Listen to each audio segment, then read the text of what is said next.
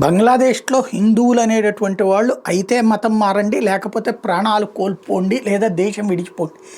ఇదే పేరుతో అక్కడ బిఎన్పి సంస్థ అరాచకాలు చేస్తోంది. తాజాగా ఒక ఆడపిల్ల మీద అత్యాచారం, మొన్న దుర్గమ్మ ఆలయం ధ్వంసం, ఇదంతా ఒక ఎత్తైతే ప్రభుత్వం కూడా బిఎన్పితో చెట్టు కట్టి హసీనా వాళ్ళని మళ్ళీ రానియకుండా చూడటం కోసం చేస్తున్నటువంటి కుట్రలలో భాగంగానే బిఎన్పిని ముందు పెట్టి నడిపిస్తున్నటువంటి పరిస్థితి.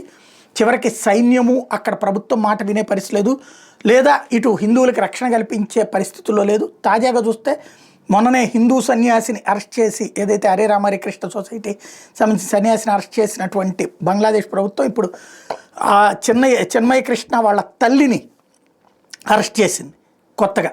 ఏంటంటే మతద్రోహం, దేశద్రోహం లాంటి తరహా వ్యాఖ్యలతో క్రమంగా బంగ్లాదేశ్ హిందూ వ్యతిరేకత కాదు, మానవత్వానికి వ్యతిరేకతగా తీవ్రమైనటువంటి అరాచక దేశంగా మారుతోంది.